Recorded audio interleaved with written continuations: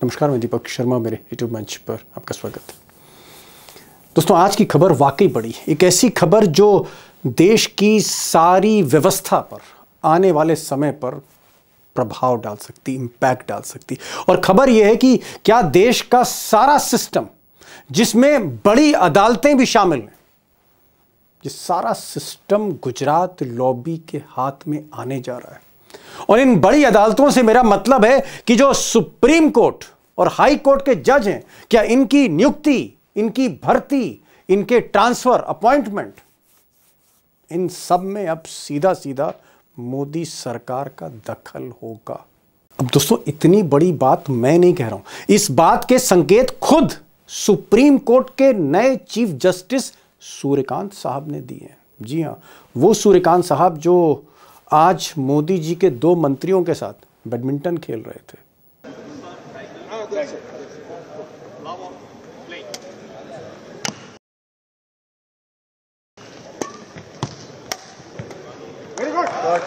और इस badminton match का जिक्र खुद मोदी जी के मंत्री किरण रिजिजू साहब ने किया। उन्होंने ट्वीट में कहा, फिट जजेस फिट जुडिशरी, यानी जज भी फिट और जुडिशरी भी फिट। और वो आगे लिखते हैं कि had a great badminton match with Chief Justice of India, Justice Suryakant, Justice Vikram Nath and my colleague Arjun Meghwal. Arjun Meghwal साहब जो पगड़ी पहने आपको दिख रहे हैं, ये देश के कानून मंत्री हैं। और रिजिजू साहब जो हैं वो मोदी जी के खास मंत्री हैं। और साथ में चीफ जस्टिस हैं जो ताली बजा रहे हैं। अब दोस्तों, चीफ जस्टिस को मोदी जी के मंत्रियों के साथ बैडमिंटन खेलना चाहिए था, नहीं खेलना चाहिए था, या जैसा बाबा साहब कहते थे, अंबेडकर साहब, कि निश्चित दूरी रखनी चाहिए सरकार को जुडिशरी के साथ। अब वो क्या, वो तो मैं आगे बात करूंगा एक्सपर्ट से, लेकिन असली खबर पे आते हैं। अब दोस्तों, नए चीफ जस्टिस सूर्यकांत साहब ने हाल में एक ऐसा बयान दिया कि आप कह सकते हैं कि सुप्रीम कोर्ट से लेकर हाई कोर्ट और हाई कोर्ट से लेकर निचली अदालत कचहरी तक हर जगह हलचल मच गई। वकीलों के बीच, जजों के बीच, यानी आप कह सकते हैं जुडिशरी की जो बिरादरी है उसमें चर्चा होने लगी। दरअसल नए चीफ जस्टिस ने कहा कि साहब, ये जो NJAC है, यानी जो कमेटी के जरिए सुप्रीम कोर्ट और हाई कोर्ट के जजों की नियुक्ति है, जिसमें सरकार का दखल है, इस मामले पर वो विचार करेंगे। यानी आप कह सकते हैं कि जो मोदी जी जो चाहते थे, जिसके लिए उन्होंने कानून पास करा था प्रधानमंत्री बनने के बाद, कहीं ना कहीं वो मुराद पूरी होती हुई दिख रही है। इसके संकेत जो हैं वो मिल रहे हैं। अब दोस्तों, जस्टिस सूर्यकांत का जो बयान है वो इसलिए इंपॉर्टेंट है क्योंकि अभी तक जो व्यवस्था चल रही है कि जजों की नियुक्ति कैसे होती है, अपॉइंटमेंट कैसे होती है, ट्रांसफ़र कैसे होता है, तो ये एक कोलेजियम करता है। कोलेजियम को आप एक समूह समझ लीजिए जजों का। सुप्रीम कोर्ट के चीफ जस्टिस और सुप्रीम कोर्ट के 4 सीनियर जज ये कमरे में बैठकर मिलकर लिस्ट देखते थे और जजों की नियुक्ति करते थे। यानी आप कह सकते हैं कि सरकार का कोई दखल नहीं होता था। इसी तरह से एक इंडिपेंडेंट जुडिशरी कायम की। अब मोदी जी जब 2014 में आए तो उनका एक सपना था कि भाई ये व्यवस्था मैं बंद करूंगा, जजों वाली। जज नहीं बनाएगा, उसमें एक कमेटी बनाएगी और उस कमेटी में मोदी जी के मंत्री भी होंगे, उस कमेटी में कुछ एक्सपर्ट भी होंगे, उस कमेटी में चीफ जस्टिस भी होंगे, जज भी होंगे, यानी कमेटी बनेगी। और एक एक्ट बनाया, national judiciary appointment commission, NJAC। अब मोदी जी ने कानून तो पास कर दिया, लेकिन सुप्रीम कोर्ट ने उस कानून को 2015 में खारिज कर दिया।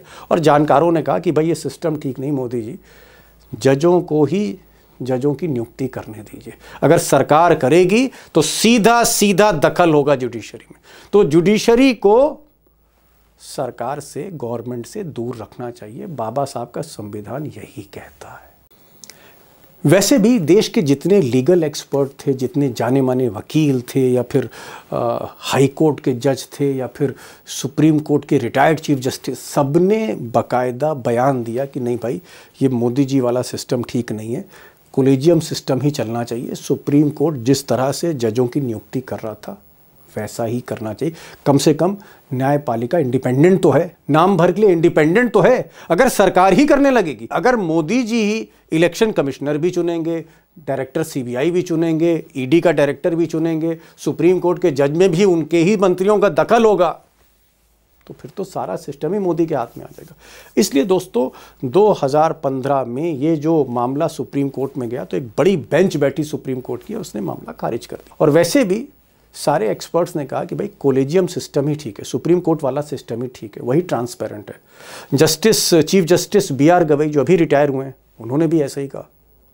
I have been considering the collegium is transparent.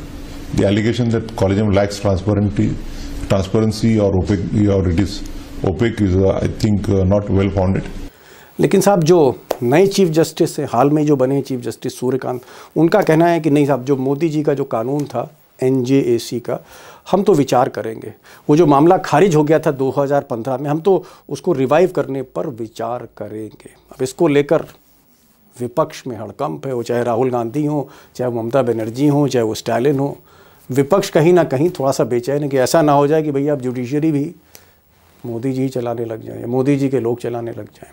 इस तरह की शंका विपक्ष व्यक्त कर रहा है। अब दोस्तों जो बड़ा सवाल है वो ये है कि क्या नए चीफ जस्टिस, और मैं ये नहीं कह रहा हूँ कि वो सरकार के मंत्रियों के साथ बैडमिंटन खेल रहे थे, या इससे पहले हमने देखा मोदी जी चीफ जस्टिस उस वक़्त के चंद्रचूड़ उनके यहाँ गणेश पूजा में शामिल हो गए थे। मैं उन नज़दीकियों की बात नहीं कर रहा हूँ, लेकिन मैं एक गंभीर नोट पर कहना चाहता हूँ कि क्या चीफ जस्टिस इस सिस्टम को सपोर्ट कर रहे हैं।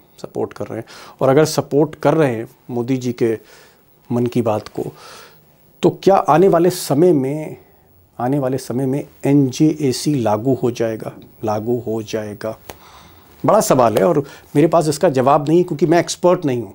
इसलिए आज मैंने अशोक अरोड़ा साहब को बुलाया। अब अशोक अरोड़ा साहब को इसलिए मैंने बुलाया क्योंकि जो सूर्यकांत साहब हैं उनसे सीनियर हैं वो, चंद्रचूड़ जो चीफ जस्टिस थे उनसे सीनियर थे, कपिल सिब्बल के साथ वकालत करते थे, राम जेठमलानी के साथ वकालत करते थे, कई मुकदमे राम जेठमलानी के साथ लड़े अशोक अरोड़ा साहब ने, कई बार वो बार एसोसिएशन सुप्रीम कोर्ट उसके सेक्रेटरी रहे।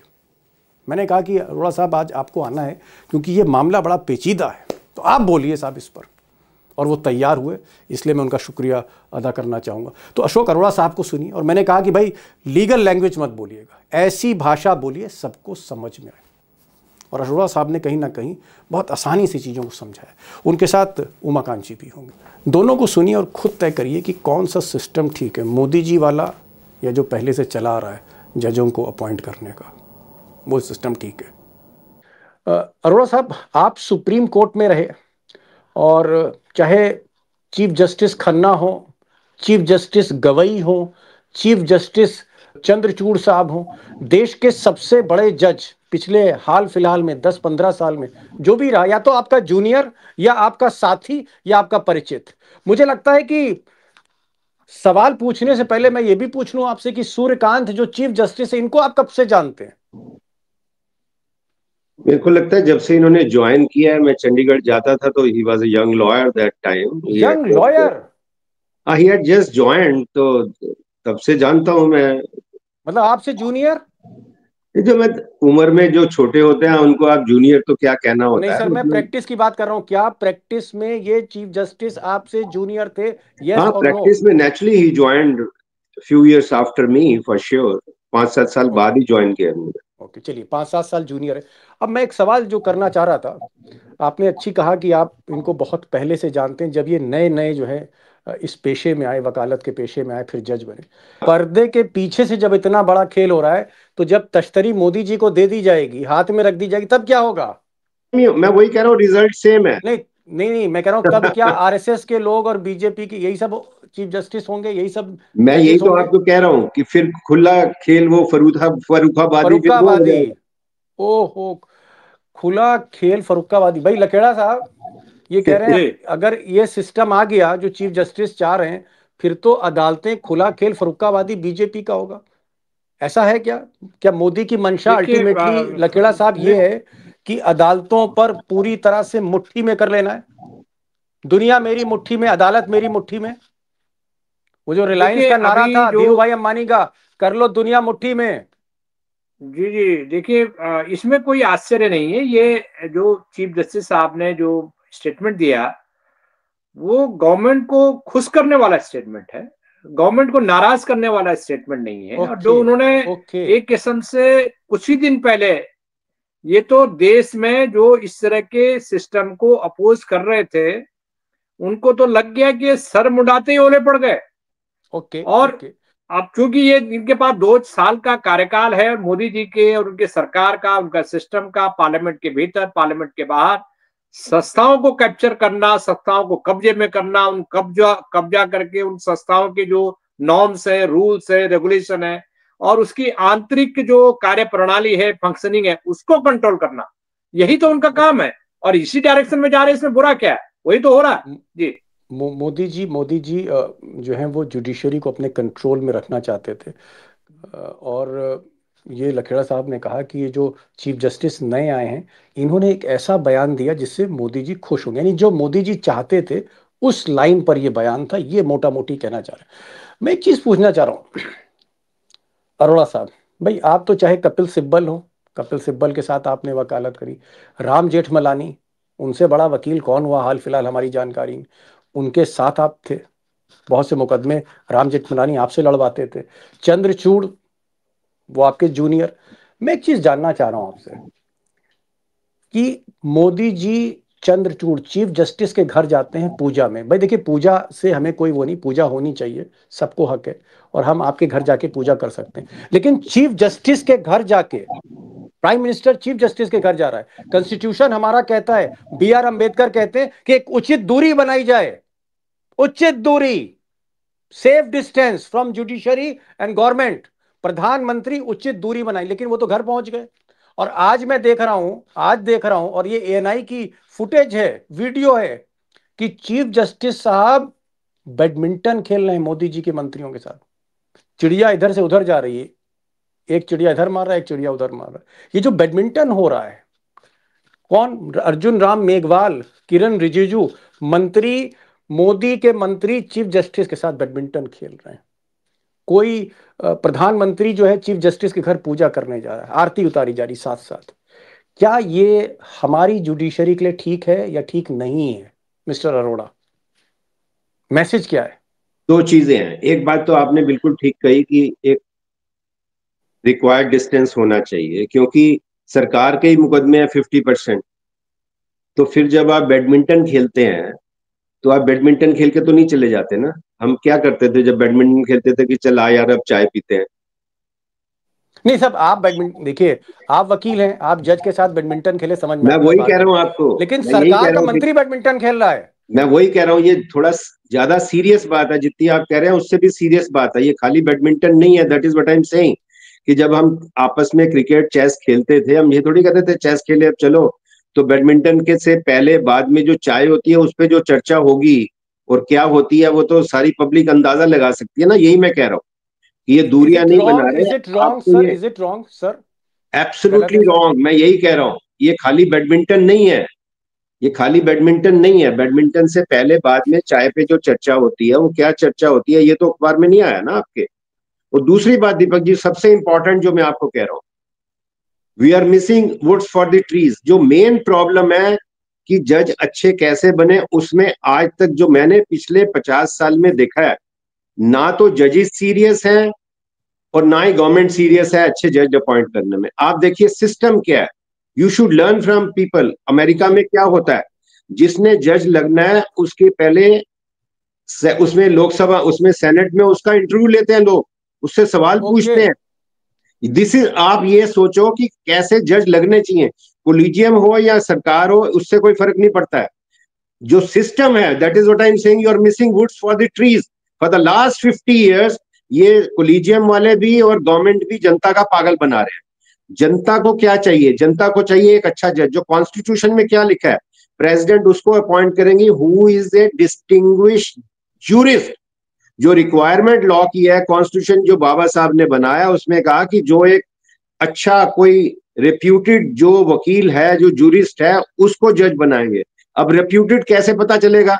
रेप्यूटेड ऐसे पता चलेगा कि उसका इंटरव्यू होगा सेनेट में, जी। लोग उसको इंटरव्यू करें। जिस जज, उसको पर्दे में क्यों लगाना चाहते हो आप? आधी रात नोटिफिकेशन हो जाता है कि ये जज बनेंगे और 57 नंबर का जज बन जाता है। अगर वाकई आप सीरियस हैं, आप उसको, जैसे एक क्लर्क की अपॉइंटमेंट आप करते हो तो उसका मेडिकल टेस्ट और ये टेस्ट वो टेस्ट सारे जी, कराते हो, इंटरव्यू मतलब करते आप हो। ये कहना चाह रहे हैं अरोड़ा साहब कि जिस B.R. अंबेडकर, जिस काबिल आदमी ने, इतने काबिल आदमी ने, बाबा साहब ने, जो बैरिस्टर थे, और उस वक्त की टॉप यूनिवर्सिटी से पढ़ के आए थे, जब समंदर के जहाज से लोग जाते थे, हवाई जहाज भी नहीं चलते थे। इतना काबिल आदमी जिसने कानून लिखा, जिसने सारी चीजें लिखी, जिसने ये भी कहा कि भाई सुप्रीम कोर्ट में कितनी दूरियां होंगी, कैसे जज होने चाहिए। क्या ये बाबा साहब की बेइज्जती हो रही है इस तरह के जो सिफारशी जज रखे जा रहे हैं? आपने तो कॉन्स्टिट्यूशन को इसीलिए बिल्कुल टोटली और क्या बाबा साहब की कॉन्स्टिट्यूशन को बेइज्जती मानते है कि नहीं। नहीं, ये बताइए मुझे। जो माथा टेकते हैं नेचुरल, बाबा वो तो साहब के नेचुरल आगे बात रोज। है ना, जो बाबा साहब ने लिखा है अगर आप नहीं कर रहे हो तो यू आर इंसल्टिंग बाबा साहब, सिंपल सी बात है। आप उनपे जाके माला चढ़ा देते हो, ये कोई माला चढ़ाना तो ठीक नहीं है ना। माला चढ़ाने से क्या, जो उन्होंने लिखा है in letter and spirit they should follow. In letter and spirit, if you want to follow, you must examine who is distinguished jurist. To examine who is distinguished jurist, he should be cross-examined by people, by Lok Sabha, ji by civil right jurists. जितने भी लोग हैं उसका आप पहले से publicise करिए, जिसको भी सवाल पूछना है पूछे। क्या दिक्कत है उसमें? सवाल से डरते क्यों है? कौन डरता है सवाल से? सवाल से वो डरता है जिसके कुछ स्केलेटन्स हो। जी, ठीक ठीक ठीक। लखेड़ा साहब, क्योंकि आप सुप्रीम कोर्ट जी देख रहे हैं, सरकार को भी देख रहे हैं, बहुत सिंपल वे में हमारे सारे दोस्त समझ जाएं, एक दो लाइन में, मोदी जी चाहते क्या हैं? ये जो सिस्टम जिस तरह से भाई चीफ जस्टिस ने आज मोदी जी की बात को आगे बढ़ा दिया। मोदी जी जब एक कमेटी बनाएंगे, सरकार कमेटी बनाएगी और फिर वो जजों को नियुक्त करेगी, इससे मोदी जी को फायदा क्या होगा? मोदी जी का मकसद क्या है, आसान शब्दों में? मोदी जी देखिए, कोई मोदी जी रॉकेट साइंस नहीं चाहते हैं। मोदी जी बड़ा सिंपल काम है कि हर चीज इस देश में पत्ता भी हिले, सुप्रीम कोर्ट में, हाई कोर्ट में, इलेक्शन कमीशन में, पार्लियामेंट के अंदर, तो पत्ता हिलने के पहले हमको पूछे कि हिल जाओ। तो ये पूरा जो सिस्टम है, कंट्रोल करना, बैकडोर कंट्रोल करना, ओपन कंट्रोल करना। आप देखिए इलेक्शन कमीशन की जो दुर्गति भारतवर्ष में हो गई है, वो तो सबके सामने है। तो चुनाव जो चीफ जस्टिस ऑफ इंडिया है और जो सुप्रीम कोर्ट के जजेस हैं, हाई कोर्ट के जजेस हैं, उनको उनकी जब अपॉइंटमेंट कंट्रोल कर लेगी, मोदी जी कंट्रोल कर लेंगे, जैसे उन्होंने चुनाव आयोग के अपॉइंटमेंट कंट्रोल कर दिए। तो मोदी जी जब प्राइम मिनिस्टर ऑफिस से नौकरियां लगेंगी जजों की, तो आप ये बताइए कि वो देश के संविधान के प्रति वफादार होगा या मोदी जी के प्रति वफादार होगा? और ये ऐसा सिस्टम क्रिएट करना चाहते हैं कि हो सकता है कि आने वाले वक्त में मोदी जी जैसे बड़ा और डिक्टेटर कोई आ जाए। वो उसके लिए तो बहुत रास्ता आसान बना रहे हैं ये लोग, तो चले जाएंगे 2-4 साल में। समझ गया। अरोड़ा साहब भाई, ठीक है, मैं बहुत टेक्निकलिटीज में नहीं जाना चाहता, क्योंकि आप लोग वकील हैं, आप फिर तकनीकी बातें करने लग जाएंगे, ना हमारी समझ में आएंगी ना हमारे दोस्तों की समझ में आएगी। मैं मोटा मोटा पूछ रहा हूँ। अब ये जैसे इन्होंने, लखेड़ा साहब ने एक बड़ी बात कही थी, इन्होंने कहा कि भाई अदालतें भी अपने हाथ में लेना चाहते हैं। मीडिया पहले से ही मोदी जी के हाथ में, गोदी मीडिया, सारे चैनल उनके हाथ में। बल्कि जो सबसे बड़े दो ग्रुप हैं हमारे देश में, जिनके पास मीडिया के सबसे ज़्यादा चैनल और अखबार और सब कुछ है, वो एक अडानी है और एक अंबानी है, मुकेश अंबानी। TV18 है एक के साथ, NDTV और तमाम न्यूज़ एजेंसियां अडानी जी की। अब अगर आप कॉरपोरेट को देखें, कॉरपोरेट पावर भी उन्हीं के हाथ में, सारा कॉरपोरेट बिजनेसमैन भी मोदी जी के हाथ में। मोदी जी के हाथ में ED है, मोदी जी के हाथ में CBI है, मोदी जी के हाथ में इनकम टैक्स है, मोदी जी के हाथ में स्पीकर है, मोदी जी के हाथ में चेयरमैन है राज्यसभा का, मोदी जी के हाथ में इलेक्शन कमिश्नर है, अब मोदी जी के हाथ में चीफ जस्टिस भी आने वाला है। तो ये किस तरह का देश होगा, मैं ये जानना चाह रहा था, अगर कुछ आप बता पाए। गुजरात रॉयट्स के बाद आपसे कोई गलती हुई क्या? तो उन्होंने कहा था मेरे से गलती ये हुई, ये तो BBC पे रिकॉर्डेड है इंटरव्यू। उन्होंने ये कहा कि मेरे से गलती ये हुई कि मैंने मीडिया को काबू नहीं किया। वो अच्छा, जो मोदी जी मोदी ने जी कहा का, था। हाँ, जो मोदी जी का वो बयान था वो आधा सच था। पूरा सच ये है जो लखेड़ा साहब कह रहे हैं। वो एक्चुअली कह रहे थे कि मेरे से गलती ये हो गई कि मैंने मीडिया और जुडिशरी को काबू नहीं किया। तो अब वो मीडिया के साथ जुडिशरी को भी काबू करना चाहते हैं। सिंपल सी बात है, एज गुड एज मैथमेटिक्स। तो वो चाहते हैं कि पूरा पूरा कंट्रोल ऐसा आ जाए, मैं क्यों किसको फोन करूं, इसको बोलूं उसको बोलूं। तो सारा एक ऐसा सिस्टम बना दें, जो लखेड़ा साहब ने ठीक बात कही, कि टोटल जुडिशरी और मीडिया भी टोटल काबू रहे। तो फिर कुछ करना ही नहीं है, लोकतंत्र तो खत्म अरोड़ा साहब, वैसे ही है। एक सवाल तो आपसे पूछना चाह रहा हूं। मैं किसी का नाम नहीं लेना चाहता, हाँ, लेकिन सिर्फ पूछना चाह रहा था कि इतने बड़ा एक्सपर्ट आज मेरे सामने है स्क्रीन पे, क्या ये बात सही है कि अगर जज के ऊपर प्रेशर डाला जाए, हाँ, दबाव डाला जाए और जज दबाव में आ जाए, तो हाँ, मेरे फेवर में, मैं बड़े सुप्रीम कोर्ट या हाई कोर्ट की बात कर रहा हूँ, हाँ, क्या मेरे फेवर में वो जजमेंट दे सकता है, भले ही मैं कसूरवार हूं, मेरे खिलाफ एविडेंस हो? क्या ये खेल हो सकता है? ये तो जज दीपक कर जी, सकता है? ये खेल रेगुलर होता है।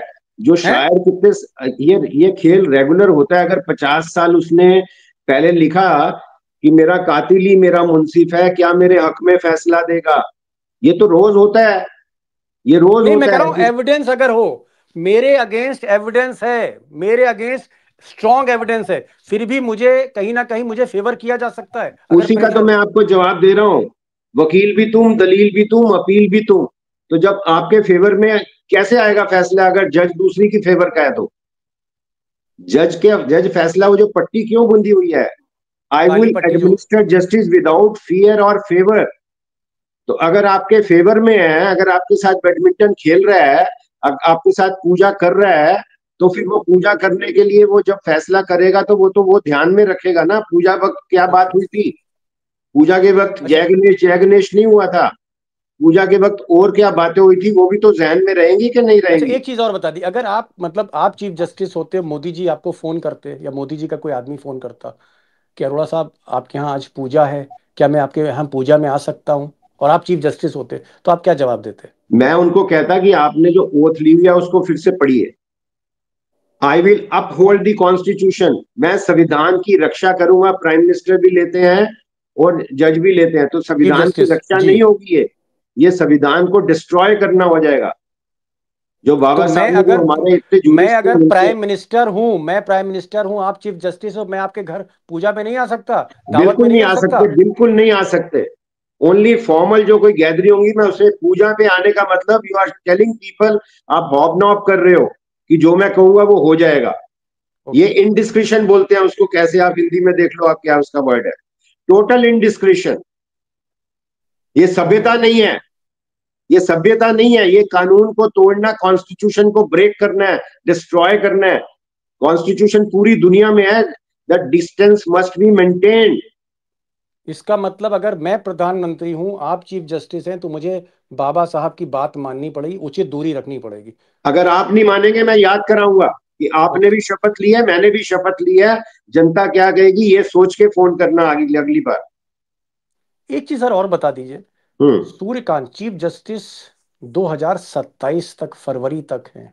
हम्म। क्या ये जो वक्त है, 2 साल लंबा पीरियड, हम्म। क्या कहीं ना कहीं आपको लगता है कि विपक्ष के लिए मुश्किल वक्त हो सकता है, या इस पर आप टिप्पणी नहीं करना चाहते क्योंकि? नहीं, टिप्पणी मैं तो ये करूंगा कि विपक्ष के लिए जो वो क्या कहते हैं कि proof of pudding is in its eating.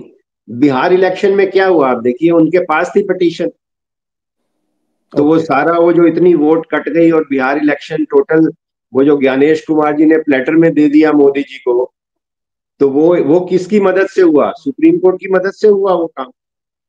Okay.